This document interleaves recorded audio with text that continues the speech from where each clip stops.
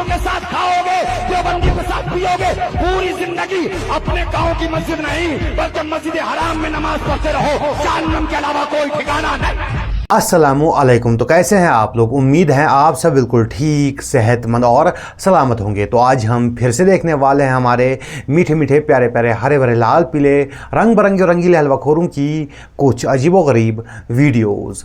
तो शुरुआत करते हैं पहली वीडियो से। और जितने भी अल्लाह के वली गुजरे हैं, आपने कभी उनकी जुबान से ना ज्यादा मैं नहीं सुना होगा। मैं नहीं। पिछले दिनों मदनी चैनल पे ना हजरत मीर अलैहि सुन्नत से आज इमरान साहब ने सवाल किया, ये आपके बेटों का निकाह किन्होंने पढ़ाया है?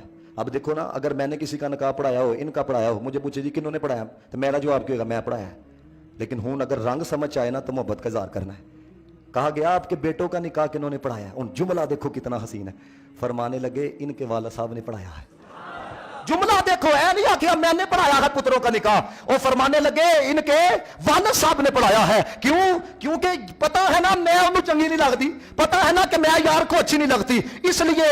अगर आपने अपने बेटे का निकाह खुद पढ़ाया है, ये काफ़ी अच्छी बात है, काफ़ी बेहतरीन बात है, लेकिन इसमें ओवर एक्टिंग करने की ज़रूरत नहीं है। अगर आपसे कोई पूछे कि आपके बेटे का निकाह किसने पढ़ाया है, आप कह सकते हैं कि मैं इसका वालिद हूँ, मैंने खुद पढ़ाया है।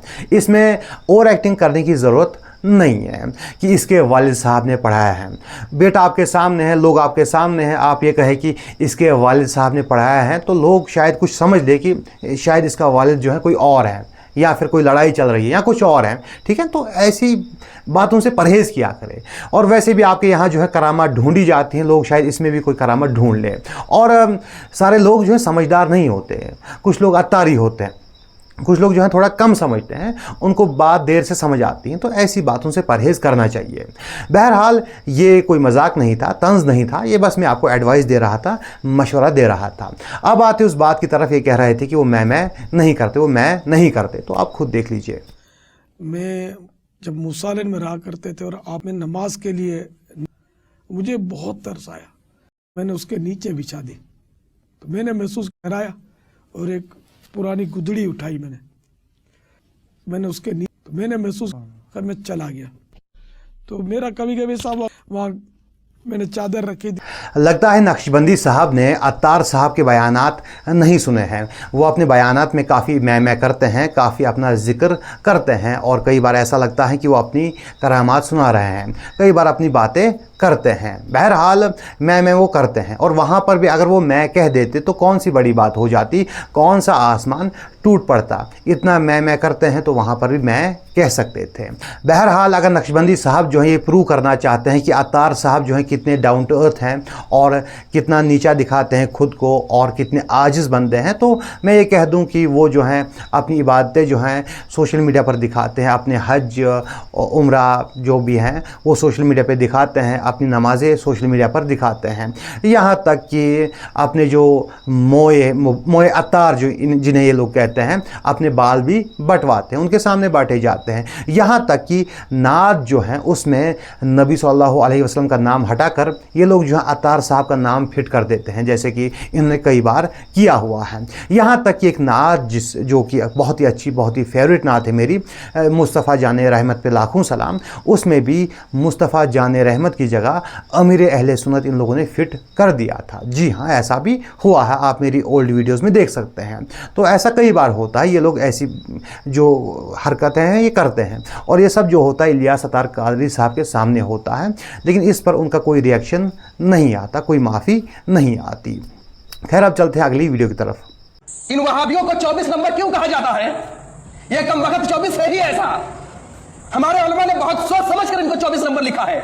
मैं 3 चीजें बताऊंगा, अगर गलत निकले तो चौराहे पर खड़ा करके चप्पल से मारना। वहाबी का जो अदद है ये 24 है, और कुर्बान जाऊं इमाम बुखारी पर।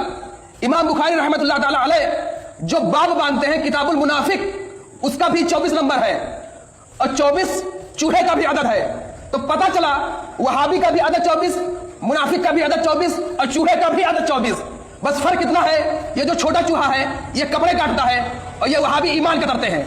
पहले मैं आपको शॉर्ट में समझा देता हूँ ये जो आदाद होते हैं क्या होते हैं। असल में अरबिक और उर्दू हरूफ तहजी यानी अल्फ़ाबेट्स को नंबर दिए गए हैं, जैसे अलिफ को 1 बा को 2 ऐसे नंबर दिए गए हैं। और फिर किसी जुमले में या फिर किसी वर्ड में जो हरूफ तहजी आते हैं उन नंबर्स को ऐड किया जाता है, उनके नंबर्स को ऐड किया जाता है, ऐसे आदाद निकल के आते हैं। जैसे वहाबी जो लफ्ज़ हैं इसके जो आदाद निकल के आते हैं 24 निकल के आते हैं। भाई साहब सही कह रहे हैं, मगर भाई साहब जो है पहले ही बुखारी शरीफ की तरफ चले गए। सबसे अजीम किताब, सबसे अफजल किताब जो है वो कुरान शरीफ है, और कुरान शरीफ का सूरा नंबर 24 कौन सा है? सूरा नूर। और अगर भाई साहब का लॉजिक लगा लिया जाए तो फिर वहाबी तो इस लॉजिक से नूर प्रूव हो जाते हैं, वहाबी तो नूर साबित हो जाते हैं, है ना। मैं नहीं कहता कि भाई वहाबी नूर है, मैं ना उनकी अच्छाई कर रहा हूँ ना बुराई कर रहा हूँ, मैं बस कह रहा हूँ कि इस लॉजिक से फिर वहाबी नूर साबित हो जाते हैं। और बरेलवी जो लफ्ज़ हैं इसके जो आदाद निकल के आते हैं वो 258 यानी 258 निकल के आते हैं। और इब्लीसी फसाद, इब्लीस के नाजायज़ चेले, ये जो जुमले हैं इनके आदाद 258 निकल के आते हैं। तो फिर भाई साहब का अगर लॉजिक लगा लिया जाए तो इससे तो काफ़ी कुछ गलत साबित हो जाएगा। जो बरेलवी हजरात हैं उन्हें काफ़ी नुकसान होगा फिर, है ना, इससे, इस लॉजिक से। तो ऐसा नहीं करना चाहिए। आदाद से कुछ भी साबित नहीं होता, आदाद से आप कुछ साबित करने की कोशिश ना करें, क्योंकि इससे आपको ही नुकसान होगा, काफ़ी गड़बड़ हो जाएगी। अगर आदाद से कुछ साबित होता तो फिर बिस्मिल्लाहिर्रहमानिर्रहीम के जो आदाद हैं वो 786 हैं, लेकिन हरे कृष्णा के जो आदाद हैं वो भी 786 हैं। इससे कुछ साबित नहीं होता। आदाद को आदाद तक ही रखिए, इससे साबित करने की कोशिश ना कीजिए। और ना ही इस्लाम में जो आदाद हैं ये कहीं हैं, ठीक है, ये बाकी कुछ लोगों ने ईजाद किए हैं, इन्वेंट किए हैं, तो इसका इस्लाम से कोई ऐसा ताल्लुक़ नहीं है।